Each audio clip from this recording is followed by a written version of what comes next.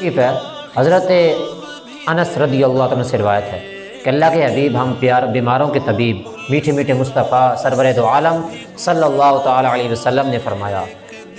ایک دن نہ سب کو روزہ رکھنے کو حکم فرمایا، سب نے روزہ صحابہ کرام نے رکھ لیا اور فرمایا کہ جب تک میں اجازت نہ دوں تم لوگوں نے روزہ افطار نہیں کرنا۔ جب روزے کا وقت قریب ہوا صحابہ کرام آئے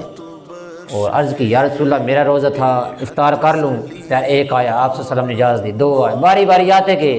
اجازتیں ملتی گئی۔ ایک شخص آئے، عرض کی یا رسول اللہ صلی اللہ علیہ وسلم باہر دو خواتین آئی ہیں، دو عورتیں آئی ہیں اور وہ اندر آتے وقت شرم محسوس کر رہی ہیں اور انہی کا بھی روزہ ہے، وہ چاہتے ہیں کہ ہم بھی روزہ افطار کر لیں۔ تو نبی کریم صلی اللہ علیہ وسلم نے ان کا چہرہ دیکھ کر دوسری طرف چہرہ پھیر لیا، جواب نہیں دیا۔ پھر دوسری مرتبہ یوں ہوا تو آپ نے پھر بھی جواب نہیں دیا۔ پھر تیسری مرتبہ جب اس شخص نے عرض کی تو نبی کریم صلی اللہ تعالی علیہ وسلم نے ارشاد فرمایا ان دونوں عورتوں نے روزہ نہیں رکھا، اور وہ آدمی روزہ دار کیسے ہو سکتا ہے جن کا دن لوگوں کا گوشت کھاتے گزرتا ہے۔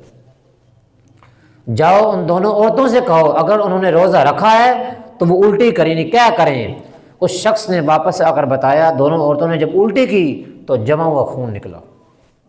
اور نبی کریم صلی اللہ تعالی علیہ وسلم نے ارشاد فرمایا اس ذات کی قسم جس کے قبضے قدرت میں میری جان ہے، اگر یہ خون ان کے پیٹوں میں باقی رہتا تو دونوں عورتوں کو آگ جلا دیتی، یعنی بروز قیامت انہیں جہنم میں بھیج دیا جاتا۔ تو ہم نے روزوں کے علاوہ ہم کتنے گناہ ایسے کر رہے ہوتے ہیں، تو روزوں یہ تو بات پھر آپ کہیں گے بھی جو غیبتیں کریں ہمیں تو پھر وہ ایسے الٹیاں نہیں آتی خون کی۔ جب شروع میں معاملات ہیں نا صحابہ کرام دور تھا، روایتیں ملتی ہیں کہ جو گناہ کرتا تھا اس سے بدبو آتی تھی، کوئی جھوٹ